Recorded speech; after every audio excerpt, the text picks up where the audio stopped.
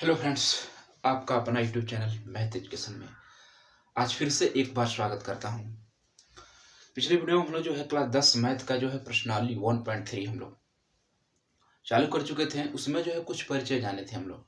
ठीक है, इसको जो है प्रश्नावली 1.3 को जो है लेक्चर 1 और लेक्चर 2 में भागों में उसको क्या करती हैं, बांट दिया गया है। ठीक है, क्योंकि इसको में जो है थोड़ा सा थ्योरिकल था, इसलिए उसको समझाना हमारे लिए जरूरी था। क्योंकि अगर उसको आप नहीं देखे होंगे, उस वीडियो को आप अगर नहीं देखे हैं तो उसको अवश्य जाकर डिस्क्रिप्शन में जो है डिस्क्रिप्शन में आपको लिंक दे रखा है। ठीक है, जाकर वहां से आप देख सकते हैं। ठीक है, तो उसमें हम क्या बताए थे, दोनों वीडियो में हम क्या बताए थे लेक्चर 1 और लेक्चर 2 में। ठीक है, उसमें हम बताए गए थे, पहले तो प्रमेय 1.3 बताए थे, क्योंकि 1.3 का बहुत ही इस अभ्यास में जो है यानी कि प्रश्नावली 1.3 में बहुत ज़्यादा उपयोग है। ठीक है, और उसके बाद प्रमेय और अपरमेय बताए थे उसमें थोड़ा बहुत। ठीक है, क्योंकि उसका भी यूज होता है, होगा भी। ठीक है, उसके बाद लेक्चर 2 में हम बताए थे आप लोगों को कि इस प्रश्नावली में जो है किस तरह के क्वेश्चन आएंगे, किस टाइप के क्वेश्चन आएंगे। ठीक है, अब जो है इस वीडियो में हम लोग चलने वाले हैं कि सिद्ध करने का तरीका हम लोग कैसे समझेंगे, वो कैसे उसको जो है अपरिमेय संख्याओं को जो टाइप हम बताए थे, 3 टाइप हम बताए थे आपको कि इसमें जो है 3 टाइप का जो है क्वेश्चन आ सकते हैं सिद्ध करने वाला अपरिमेय संख्याओं को। तो इसमें उसी की चर्चा होगी, उसको डिटेल्स पूरी गहराई से उसको हम लोग देखेंगे, उसको समझेंगे कि उसको कैसे हम लोग सिद्ध करें। समझ में आ रहा बात? तो इसमें जो है किसी एक को हम लोग जो है इस वीडियो में किसी एक को अपरिमेय संख्या को टाइप नंबर 1, जैसे कि हम बताए थे कि टाइप 3 तरह के क्वेश्चन आ सकते हैं। पहले टाइप जैसे कि आ गया √2, √3, √, ठीक है, 11, √5।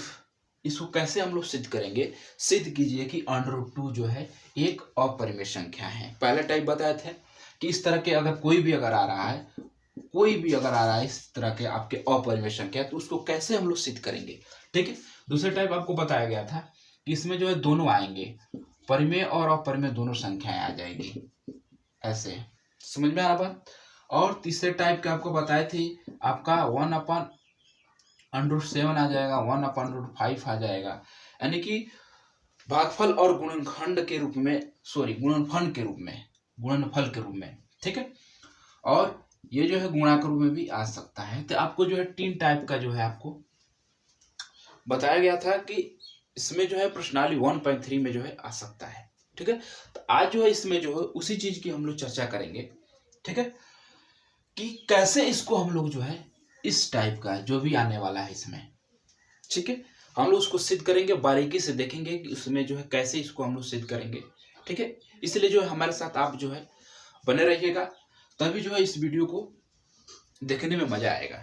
बस समझ में आया? ठीक है, और जो भी स्टूडेंट जो है हमारा पिछला लेक्चर अगर नहीं देखे हैं तो उसको जाकर जो है डिस्क्रिप्शन में लिंक दे रखा है, उसको अवश्य देखिए, तभी आपको ये जो है वीडियो देखने में कुछ मजा आएगा। समझ में आ रहा है बात? कोई भी चीज अब आप शुरुआत से देखते हैं तो उसमें कुछ और समझने वाली बात जो है जल्दी समझ में आती है। बस समझ में आ रहा है? ठीक है, तो आइए हम लोग चलते हैं इस तरह के जो है अपरिमेय संख्याओं को कैसे हम लोग जो है उसको सिद्ध करेंगे, क्या क्या तरीका है। समझ में आ रहा है बात? और जो भी पिछले वीडियो में हम जो बताए हैं लेक्चर, उसको जो है कैसे यूज हो रहा है इसमें। ठीक है, तो यहां से हम इसको जो है मिटा रहे हैं हम। ठीक है, अब देखो यहां से, तो इसमें से जो है कोई भी एक हम लोग ले रहे हैं। ठीक है, कोई भी जो है एक अपरिमेय संख्या ले रहे हैं, उसको कैसे हम लोग सिद्ध करेंगे, कैसे दिखाएंगे, इस वीडियो में यही चलेगा। कि किसी भी इस तरह का अगर आ रहा है, पहले टाइप का अगर आ रहा है, तो उसको कैसे जो है हम लोग सिद्ध करेंगे। ठीक है, उसके बाद आगे देखेंगे टाइप नंबर 2, टाइप नंबर 3 कि उसको कैसे, ठीक है, सिद्ध करें। तो पहले कोई भी एक ले सकते हैं इसमें। ठीक है, आपको जो है इसमें जो है कुछ जो है आपके उदाहरण में भी दे रखा है, जैसे कि √2 दिया होगा, √3 दिया होगा, उसको कैसे सिद्ध करेंगे, प्रमेय के रूप में भी दिया होगा। ठीक है, तो आज हम लोग जो है पहले एक उठा रहे हैं यहां से, मान लीजिए सिद्ध कीजिए, आ सकता है, सिद्ध कीजिए कि √2 एक अपरिमेय संख्या है। ठीक है, एक यहाँ से क्वेश्चन हम उठा रहे हैं। अब इसको आप जो है बहुत जो है ठीक है ध्यान से देखिए एकदम, क्योंकि अगर जो है आप एक अगर पहले टाइप वाला जो क्वेश्चन बताए हैं अगर आप एक भी समझ लिए तो आप जो है ठीक है कोई भी अगर आ रहा है पहले टाइप जैसा जो है कोई भी क्वेश्चन अगर आ रहा है, जैसे यहाँ मान लीजिए हम लोग जो है √2 लिए हैं, √3, √5, √11, समझ में आ रहा है। ठीक है, कोई भी अगर आ रहा है इस पहले टाइप का तो आप उसको जो है आसानी से जो है सिद्ध कर सकते हैं। बस आप लोग जो है हमारे साथ बने रहिएगा। ठीक है, क्योंकि परीक्षा की दृष्टि से जो है ये क्वेश्चन जो होते हैं ठीक है अवश्य आने के चांस ज्यादा बन जाती है। समझ में आ रहा बात, इसलिए जो है आप इसको ध्यान से और बारीकी से देखिए। ठीक है, और हमारे साथ बने रहिए। अब देखिए अब इसको हम लोग कैसे सिद्ध करेंगे इसके बारे में हम इस वीडियो में जानेंगे। ठीक है, बस और कुछ नहीं चलेगा, बस पहले टाइप का जो हम बताए हैं उसको कैसे हम लोग जो है सिद्ध करेंगे। ठीक है, कैसे यूज करेंगे उसमें सिद्ध करने का नियम जो है जो भी बताए हैं। ठीक है, अब जो है इसको जो है हम लोग जो है विरोधाभास नियम से, समझ में आ रहा है। अब विरोधाभास का होता है, इसमें हम लोग जो क्या करेंगे विरोधाभास ठीक है विरोधाभास नियम से जो है इसको हम लोग सिद्ध करेंगे। अब विरोधाभास नियम जो मतलब क्या होगा कि उल्टा जो है इसको क्या करेंगे अज्यूम कर लेंगे, उल्टा क्या कर लेंगे मान लेंगे। जैसे यहाँ पर जो है हमने यहाँ पर क्या दिया है अपरिमेय संख्या है तो इसके उल्टा मान लेंगे। समझ में आ रहा बात, क्या मानेंगे यहाँ पर परिमेय मानेंगे। √2 है यहाँ पर दे रखा है हमारा जो है अपरिमेय दिया है, लेकिन इसको हम लोग क्या मानेंगे परिमेय मानेंगे। ठीक है, कुछ सवाल जो मैथ में जो है इसमें ठीक कुछ उल्टा जो चलकर हम लोग उसको क्या करते हैं सिद्ध करते हैं। समझ में आ रहा बात। ठीक है, तो इसी तरह यहाँ पर अपरिमेय दिया है इसको हम लोग परिमेय मानेंगे। जैसे कि उदाहरण तौर पर जैसे कि क्या होता है कि जैसे कि जो है हम लोग जो है क्लास में है चाहे आप लोग हैं दोस्त वगैरह जो है भी है पेन वोन आप लोग चुराते हैं, समझ में आ रहा बात, चुरा लेते हैं और कहते हैं कि मैं नहीं लिया हूँ। उदाहरण के तौर पर समझा रहे हैं आप लोगों को। ठीक है, ध्यान समझिएगा इस चीज को। उदाहरण के तौर पर जो है जैसे कि क्लास में कई बच्चे आप बैठे हैं तो किसी का पेन चुरा लेते हैं और कहते हैं कि बताइएगा ना, मतलब एक दूसरे से कहते हैं कि बताइए ना आप। समझ में आ रहा बात। ठीक है, तो और क्या करते हैं उसमें जो है और वो चीज बताने के बाद जो है हमारा बाद में जो क्या करते हैं वो जो है पेन वही लिया रहता है लेकिन कहते हैं कि बताइए ना तो कि हम लिए हैं। समझ में आ रहा बात। ठीक है, और वहां से क्या करते हैं वो ठीक है उसके बाद जो है क्या बनती है वहां पर जांच उच होती है, टीचर देखते हैं कि कौन पेन लिया है, तो बाद में क्या कर रहा है पता चलता है कि वो जो कह रहा था कि हम पेन नहीं लिए हैं वही बाद में पता चलता है कि वही पेन लिया था। अर्थात कहने का मतलब यह है कि वो कह रहा है कि हम पेन नहीं लिए हैं लेकिन बाद में कुछ संभावनाएं बन रही है, जांच करने के बाद पता चल रहा है कि नहीं नहीं यही लिया था यही चोर है। समझ में आ रहा बात। तो ऐसे भी इसको में हम इसमें जो है ऐसे ही हम अज्यूम करेंगे, कुछ संभावनाएं बनाएंगे। ठीक है, उसके बाद पता चलेगा ठीक है कुछ जांच करने के बाद समझ में आ रहा बात कि ये कथन हम लोग क्या माने हैं गलत माने हैं, वहां से जो है हम लोग सिद्ध करें। आइए इसमें जो है हम लोग चलते हैं और जो है एक चीज और बता दें, इसमें जो है जो भी बताए हैं पिछले वाला लेक्चर जो इसमें तो यूज होगा ही, उसके साथ जो जो नया चीज आएगा तो उसमें हम लोग क्या करेंगे आपको बताते चलेंगे। समझ में आ रहा बात, क्या करेंगे बताते चलेंगे।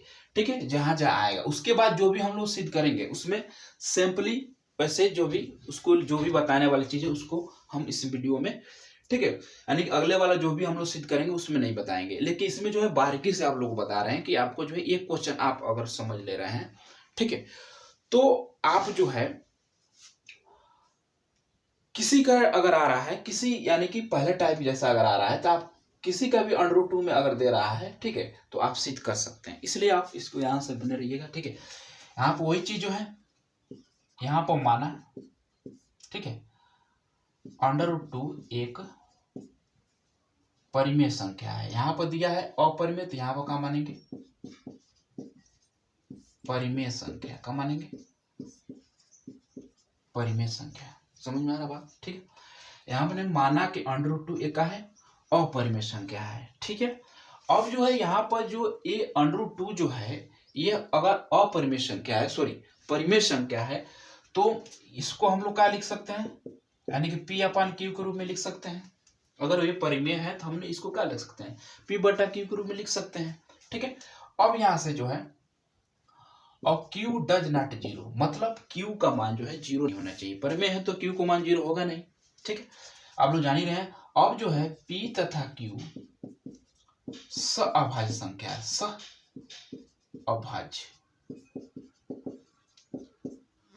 सअभाज्य संख्या है। समझ में आ रहा है? अब एक चीज यहाँ पर सअभाज्य संख्या आपको बताया गया है, यानी कि सअभाज्य संख्याएं लिख दीजिए यहाँ पर, चाहे संख्या। ठीक है, तो अब P और Q जो का है सअभाज्य संख्या है। अब सअभाज्य चीज यहाँ पर नया आ रहा है, बशर्ते नया नहीं है, लेकिन आपको जो है बताया गया है कि सअभाज्य संख्या क्या होती है। अब यहां से आप लोग ध्यान समझिए, सअभाज्य संख्या से आपको जो अगर डीपली समझ लिए इसको तो आप पकड़ लेंगे कि कैसे इसको हम लोग इसको जो है सिद्ध कर रहे हैं। बस यहां से आप लोग ध्यान से देखिएगा। ठीक है, अब सअभाज्य संख्या किसे कहते हैं? सअभाज्य संख्या जो होता है, ठीक है, सअभाज्य संख्या ऐसी दो संख्याएं जिसका HCF 1 हो, यानी कि मसा का हो 1 हो। लसा मसा आप लोग पढ़ेंगे। ठीक, कि ऐसी दो संख्या है उसका जो है HCF जो हम लोग निकालें, ठीक है, तो 1 आए, तो ऐसी संख्या को हम लोग क्या बोलते हैं? सअभाज्य संख्या। या ये कह सकते हैं कि ऐसी दो संख्या जो है जिसका अभाज्य गुणनखंड करने पर उसमें जो है पेयर जो है केवल 1 बने। समझ में आ रहा है? यानी कि उभनिष्ठ का है 1 आए, तो जिसमें जो है जैसे कि मान लीजिए 4 और 5 है, 2, मान लीजिए ये क्या है हमारा, ये सअभाज्य संख्या। कैसे? क्योंकि इसका जो HCF जब निकालेंगे तो 1 आएगा, यानी कि इसका अभाज्य गुणनखंड अगर करें, यानी कि 2 × 2 इसका बनेगा 5, इसका बन जाएगा हमारा 5 × 1 कर सकते हैं। समझ में आ रहा? तो इसमें देखिए कोई उभनिष्ठ गुणनखंड मिल रहा है? नहीं मिल रहा है। यहाँ पर 2 × 2, यहाँ पर 5 × 1 आ रहा है, यानी कि यहाँ पर अगर कोई भी अगर जो है उभनिष्ठ गुणनखंड अगर नहीं आ रहा है, समझ में आ रहा बात, यानी उभनिष्ठ इसमें कोई कॉमन नहीं आ रहा है, तो उसका HCF 1 होता है। तो ऐसी संख्याएं को हम लोग क्या बोलते हैं? सअभाज्य संख्याएं बोलते हैं। समझ में आ रहा बात, यानी कि जिसका जो है कोई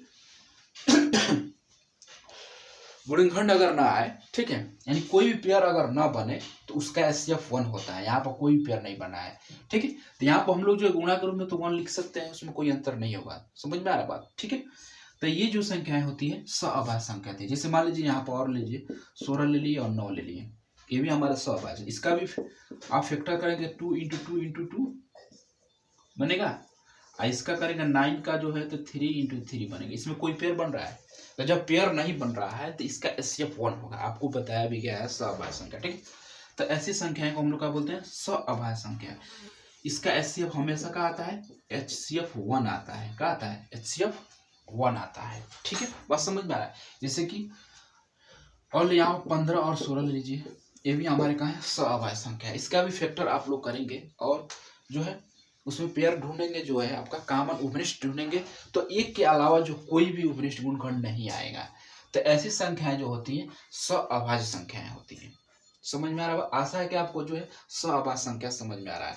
ठीक है, तो सअभाज्य यहीं से आपको जो है पकड़ में आएगा कि हम कैसे यहाँ पर चल रहे हैं। यहाँ पर जो है सअभाज्य संख्या जो है, यहाँ पर हम लिख दे रहे हैं इसको कि सअभाज्य संख्या जो है, ठीक है, इसमें जो है इसमें जो है एक के अलावा, ठीक है, इसमें एक के अलावा, ठीक है, कोई उभनिष्ठ, ठीक है, गुणनखंड, उभनिष्ठ गुणनखंड न हो।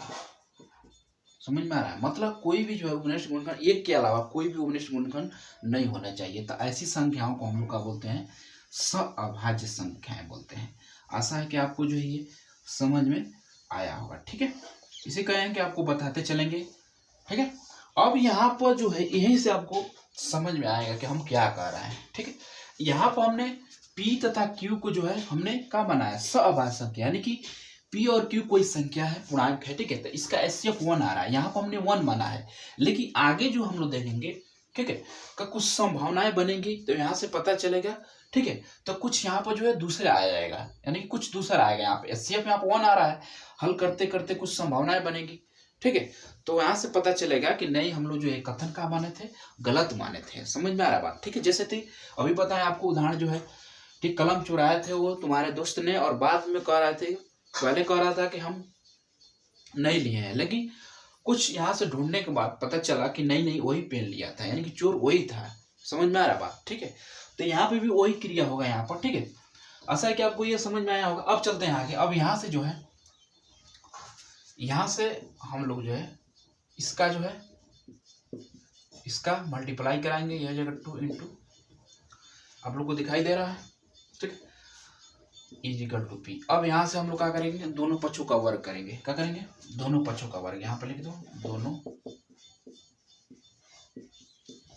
पक्षों का वर्ग करने पर। समझ में आ रहा बात, दोनों पक्षों का वर्ग करने पर, ठीक है।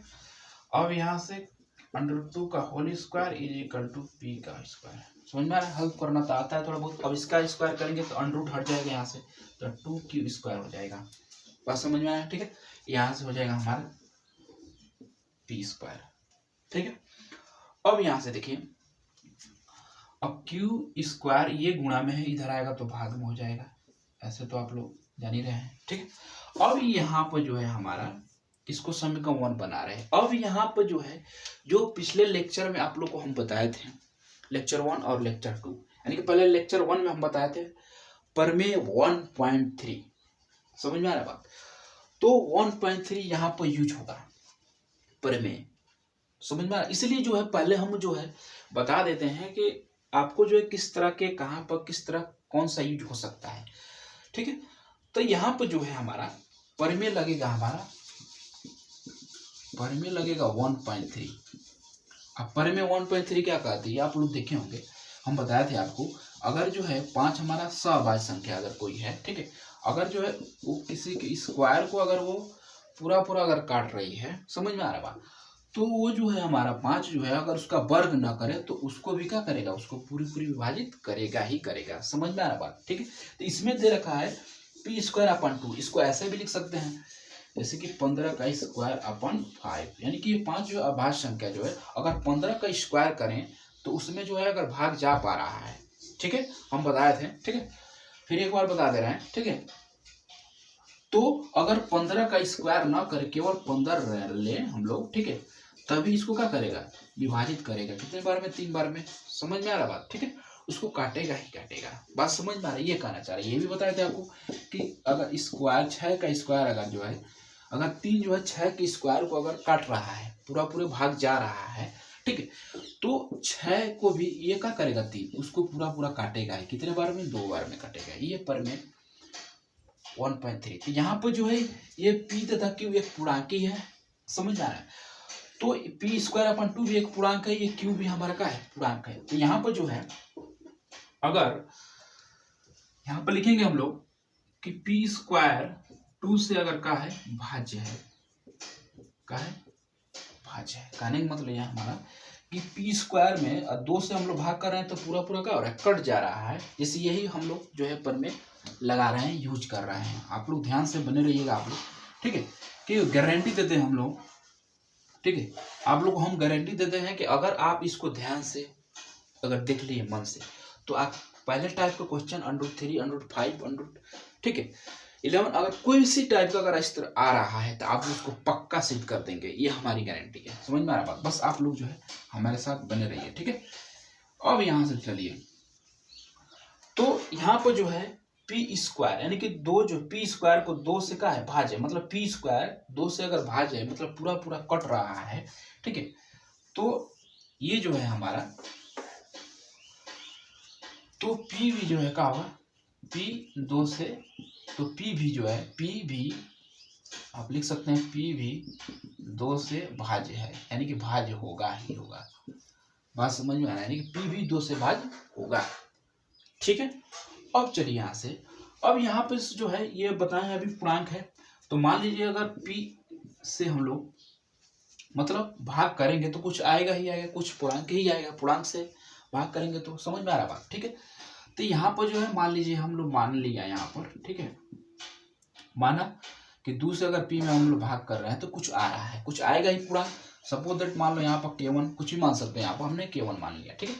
अब यहाँ से इसका मल्टीप्लाई कराएंगे तो P इज इक्वल टू हो जाएगा 2K1। बस समझ में आया, ठीक है। इसको मान लीजिए आप समीकरण 2। बस समझ में आया, ठीक है।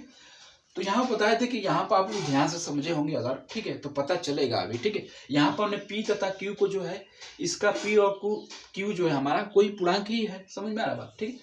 तो इसका हम लोग जो है HCF निकाले थे तो 1 आ रहा था, समझ में आ रहा बात, मतलब सहभाग जो है तो 1 आएगा ही। तो यहाँ पर हमने 1 आ रहा था P और Q का मान, लेकिन यहाँ पर आगे संभावनाएं बनेगी कुछ हल करते करते, ठीक है। तो पता चल जाएगा कि जो है हमने ऊपर जो है गलत कथन माने थे। यहाँ पर हमने HCF इसका जो है P तथा Q का, ठीक है, HCF 1 आ रहा है, लेकिन यहाँ पर हम लोग देखेंगे तो कुछ और आ जाएगा। यानी कि अभी उदाहरण जो बताएं कि यहाँ पर जो चोरी किया था जो है वो जो है बंदा कह रहा है कि हमने चोरी नहीं किया, लेकिन जब छानबीन के बाद पता चला कि नहीं, ठीक है, तो वही स्वीकार कर लेगा नहीं ये जो हम ही चोरी किए थे, समझ में। उसी तरह यहाँ पर भी अभी पता चल जाएगा, आप लोग बने रहिएगा, ठीक है। अब देखिए यहाँ पर जो है हमारा तेज समीकरण हमने 2 बनाया। अब P का मान क्या करेंगे, समीकरण 1 में रखेंगे। P का मान समीकरण 1 में रखने पर, क्या करने पर, 1 में हम लोग क्या करेंगे, रखेंगे। चलिए रखिए, हमारा 1 है Q square is equal to P square upon 2। अब रखिए इसमें P का मान दिया है 2K1, ठीक है। अब यहाँ से देखिए Q square is equal to हो जाएगा हमारा, इसमें रखिए तो 2K1 का होल स्क्वायर अपन 2। ये तो आप लोग गुणा भाग जान ही रहे हैं यहाँ पर। अब देखिए यहाँ से Q square is equal to ये हो जाएगा, इसका करेंगे तब 4K2 स्क्वायर अपन ये हो जाएगा 2, ठीक है। अब यहाँ पर जो है, अब यहाँ से काटेंगे तो हो जाएगा 2K1 स्क्वायर। यहाँ से इसको हम लोग क्या कर देंगे, भाग कर देंगे तो 2 2 4 हो गया, ठीक है। अब इसको ये गुणा में है, इधर आएगा तो क्या हो जाएगा, भाग में हो जाएगा, ठीक है। यहाँ पर जगह नहीं है, फिर भी आप लोगों को दिखाई दे रहा होगा, ठीक है। तो यहाँ से हमने इसको 75 करा तो ये हो जाएगा आपका Q square upon 2 is equal to हो जाएगा K2 स्क्वायर 1। समझ में आ रहा है। सेम प्रोसेस यहाँ पर जो हमने किया था, ठीक है, पर में जो लगाया था पर में 1.3, वहाँ पे भी यही पे हम लोग लगाएंगे। यानी कि जो है यहाँ पे भी ये पूर्णांक है, भाग करेंगे तो पूर्णांक ही आएगा, पॉइंट में नहीं आएगा, आप लोग को पता है, ठीक है। तो Q स्क्वायर जो है, Q स्क्वायर, ठीक है, 2 से Q स्क्वायर 2 से भाज्य है, ठीक है। Q स्क्वायर 2 से का है भाज्य है, तो Q भी 2 से भाज्य होगा। समझ में आ रहा है, Q भी 2 से क्या होगा, भाज्य होगा। बस समझ में आया, ठीक है। आपको यहाँ तक समझ में आना चाहिए, ठीक है। अब हम लोग चलते हैं, तो मान लीजिए यहाँ पे भी जो है हमारा Q से अगर भाग करेंगे, माना कि Q से हमने भाग कर दिया, ठीक है, 2 से, तो कुछ कुछ आएगा ही, यानी कोई पूर्णांक आएगा ही। तो मान लीजिए हमने K2 मान लिया, क्या मान लिया, K2 मान लिया, ठीक है। अब यहाँ से जो है K2 जो है हम मान लिए हैं, पूर्णांक नया पूर्णांक एक आया है, तो यहाँ से जो है Q स्क्वायर इक्वल टू हो जाएगा 2K1, यहाँ से क्रॉस मल्टीप्लाई कराए हैं, ठीक है, ये हो जाएगा K2। समझ में आ रहा है। इसको बना लीजिए समीकरण 3। अब लगभग जो है सवाल हल हो चुका है। अब चलिए, अब हम लोग देखेंगे समीकरण जो है, समीकरण 2 को और समीकरण 3 को देखेंगे। अब यहां से स्पष्ट होगा हमारा, ठीक है। अब P और Q का मान यहाँ पर देख रहे हैं, यहाँ पर रख रहे हैं, इसको 2 को यहाँ पर ले आ रहा है समीकरण 2 को, यानी कि P इक्वल टू 2K1, ये है समीकरण 2। अब समीकरण 1 और 2 को आप लोग ध्यान से देखिए एकदम, ठीक है। अब यहीं से पता चलेगा जो चोर है अब पकड़ाएगा, पक्का पकड़ाएगा, ठीक है। अब देखो तो Q इक्वल टू दिया है 2K2, ठीक है, 2K2, यहाँ पर दिया है P इक्वल टू K1। अब देखिए P का अब हम अभाज्य गुणनखंड यहाँ पर हो रहा है, ठीक है, तो 2 इंटू का हो रहा है K2 हो रहा है, यहाँ पर जो है 2 इंटू K1 हो रहा है, ठीक है। तो यहाँ पर जो है अभाज्य गुणनखंड जो इसका अवनिष्ठ क्या आ रहा है, 2 आ रहा है, ठीक है, पी और क्यू का उपनिष्ठ गुणनखंड क्या आ रहा है, 2 आ रहा है, यानी कि HCF यहाँ पर 2 आ गया। क्या आ गया, HCF 2 आ गया। लेकिन यहाँ पर हम लोग देख रहे थे कि सहभाज्य संख्या पी तथा क्यू का मान हमेशा क्या आना चाहिए, 1 आना चाहिए, कहना चाहिए 1 सहभाज्य संख्या। समझ में आ रहा है बात, ठीक है। लेकिन यहाँ पर हम लोग देख रहे हैं कि यहाँ पर तो पी तथा क्यू का मान जो है 2 आ रहा है, यानी HCF यहाँ पर जो उपनिष्ठ गुणनखंड 2 आ रहा है। लेकिन यहाँ पर हमने उपनिष्ठ गुणनखंड क्या माना है, 1 माने थे। समझ में, 1 के अलावा कोई भी उपनिष्ठ गुणनखंड ना हो। लेकिन यहाँ पर देख रहे हैं 1 के अलावा जो है 2 भी आ रहा है। समझ में आ रहा बात, तो यहीं से ये पकड़ा जा रहा है चोर। समझ में आ रहा बात, ठीक है। यहाँ पर हमने 1 अभाज्य गुणनखंड किए थे, उपनिष्ठ गुणनखंड किए थे, यहाँ पर 2 आ रहा है।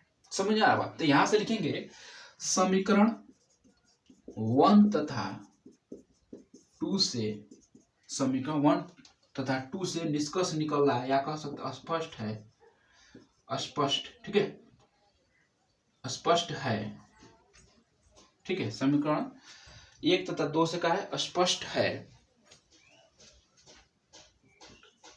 कि, ठीक है, समीकरण 1 तथा 2 से स्पष्ट है कि, दिखाई दे रहा है नहीं आप लोगों को, ठीक है, नीचे थोड़ा हो गया है, ठीक है, स्पष्ट है कि P2 जो है यहाँ पर ऐसे लिख सकते हैं, 2 P तथा Q, 2 जो है P तथा Q का उभयनिष्ठ गुणनखंड है। समझ में आ रहा बात, कि 2 जो है P तथा Q दोनों का, यहाँ पर दोनों लग सकते हैं, क्या लिख सकते हैं, दोनों, P तथा Q दोनों का, ठीक है। समझ में आ रहा बात, P तथा Q दोनों का, 2 जो है P तथा Q दोनों का उपनिष्ठ गुणनखंड जो है हमारा आ रहा है। P तथा Q का उपनिष्ठ गुणनखंड आ रहा है 2, लेकिन हमने माना था, लेकिन आप लिख सकते हैं लेकिन, दिखाई दे रहा है कि नहीं, लेकिन यहाँ पे लिख दे रहे हैं, ठीक है। इसको आपको समझाया है केवल, ठीक है। पिछले वीडियो में जो है ये चीज आपको जो है जो बताया गया वो नहीं बताया गया, डायरेक्ट लिखा जाएगा, ठीक है, दोनों का। लेकिन हमने ऊपर माना था, हमने ऊपर माना था कि P तथा Q सहअभाज्य संख्या का है, सहअभाज्य संख्याएं हैं। समझ में आ रहा है, अतः यह कथन का है असत्य है, का है असत्य है। इसलिए √2 एक का है, √2 एक परिमेय संख्या है। समझ में आ रहा है, अपरिमेय, यहाँ पर दिखाई दे रहा होगा आप लोगों को, ठीक है, अपरिमेय संख्या है, ठीक है। इसको जो है एक ही में जो है आपको बताने की कोशिश किए हैं, ठीक है। अगर कोई भी अगर जो है आपको बुझा नहीं रहा होगा, ठीक है, ऐसा है कि सभी जो है जहाँ लिखे हैं आप लोगों को दिखाई दे रहा है, ठीक है। अगर कहीं भी आप लोग को अगर समझ में ना आए तो कमेंट आप लोग अवश्य कीजिए। समझ में आ रहा बात, ठीक है। जहाँ आप लोग को नहीं समझ में आता है कमेंट आपको करना चाहिए, ठीक है। तो हम लोग देखेंगे अब जो है इसमें हम समझाकर, जो है थोड़ा सा लंबा वीडियो हो गया है, इसको समझाकर कहाँ कब किस तरह यूज हो रहा है, तो इसमें हम निचोड़ आपको गहराई से बताए हैं। और पिछले हम लोग अगर बताएं, अगले वीडियो में अगर हम लोग आएंगे, ठीक है, तो आपको ये चीज़ जो है इतना नहीं लिखना पड़ेगा, एकदम डिटेल्स आपको बताया जाएगा, ठीक है। जो समझाने वाली बात है उसको नहीं लिखा जाएगा, ठीक है। आपको डायरेक्ट सवाल आपको हल किया जाएगा। समझ में आ रहा बात, बशर्ते आपको ये वीडियो आपको समझ में आएगा ही आएगा, ये हमारा गारंटी है। अगर नहीं आ रहा तो आप अवश्य कमेंट कीजिए, ठीक है। लेकिन जहाँ तक हमारा अनुमान है आप सभी को ये वीडियो अच्छा लगा हुआ है, ठीक है। तो आज के लिए जो है इस वीडियो में इतने रहने दे रहे हैं, ठीक है। और अगला वीडियो जो भी लाएंगे आप लोग को, ठीक है। अब जो है इसमें कोई अगर दिक्कत हो रहा है आप तो बताइए, कमेंट जरूर कीजिए एकदम। समझ में आ रहा बात, आज के लिए इतने।